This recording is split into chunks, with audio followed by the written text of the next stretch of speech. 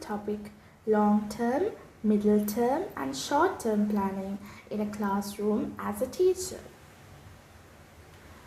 What is planning? The term plans may imply set, unchanging formats and diagrams. Planning implies a design process that is open to change and relates to specific classes and groups. There are 3 types of planning in the classroom by a teacher.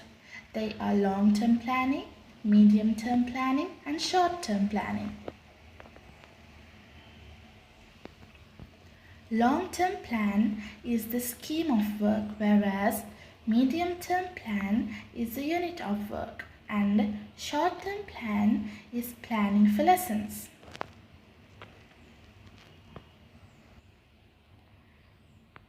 Now let's understand what is long-term planning. Long-term planning provides a forward vision of the range, content and curriculum coverage and focus over a longer period of time. It provides a shared, agreed pathway through the years of the key stage of the cohort, group, year, etc. It links to the medium-term plans and by implication the short-term plans.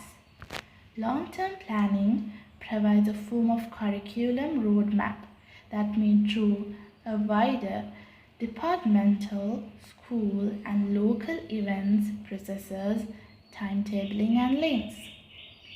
It is adaptable and evolve according to changing circumstances and needs. It draws on broader strands of progression that can be traced and linked across the time scale of the plan.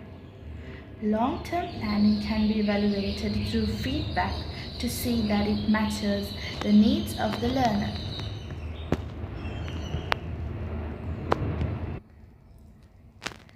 Now let's see what is medium-term planning. It clearly focuses on specific aspects of progression around suitable objectives and assessment outcomes. It links to the long-term plan, which envisages and frames the opportunities for 2 levels of progress for all pupils across a key stage. Medium-term planning identifies strategies and activities that will support pupils in working towards these objectives and outcomes.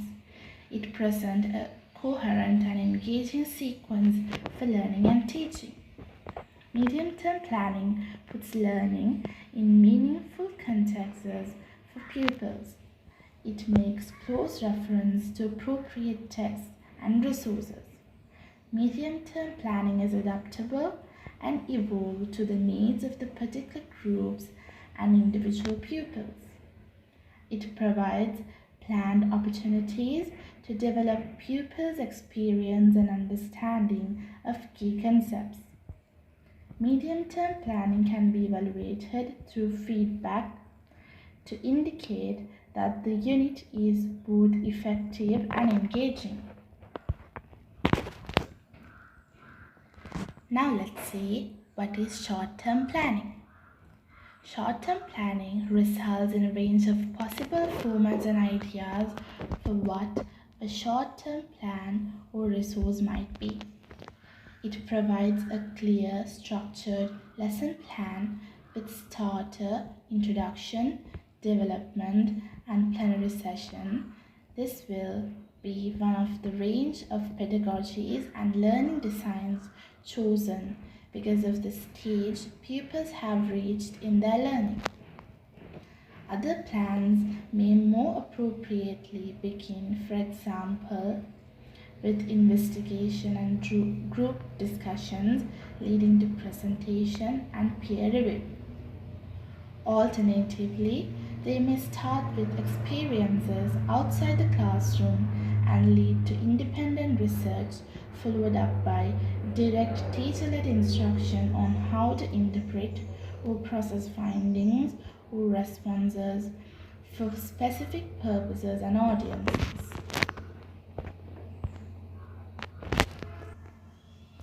Whatever the format, style or content of the resource that will guide short-term work, it will need to have personalization at its heart and alongside it an understanding of how the short-term plan will aid progression.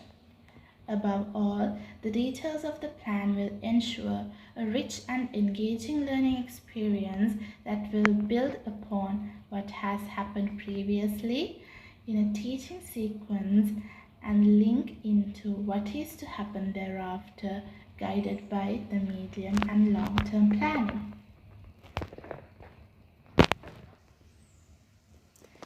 There are three areas against which teachers should reflect on in short-term planning process. These three areas are building, practicing and applying skills, the learning process, progression through levels and leading to independence. The first area is building, practicing and applying skills. The skills need to be taught and built, applied, practiced and developed, secured and applied independently. Building skills is a recursive process and should be revisited at each of the stages above as and when required in a range of contexts and situations. The learning process. Engage pupils by establishing aims and success criteria, drawing on prior learning, selecting stimulating resources and contexts, and sharing knowledge and ideas. In the learning process, we should explore purposes, skills, aims, processes, ideas, and key questions.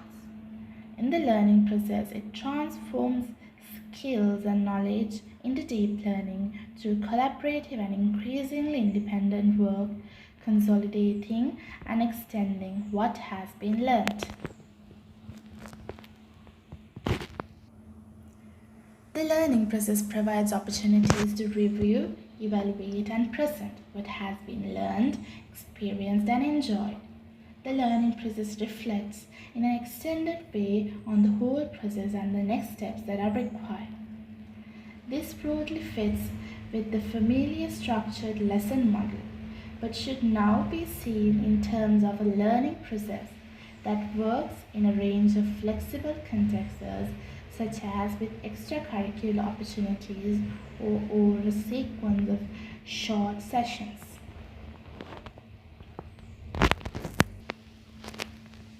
The third area is progression. The progression will be determined by the increasing complexity of situations, contexts, resources and activities.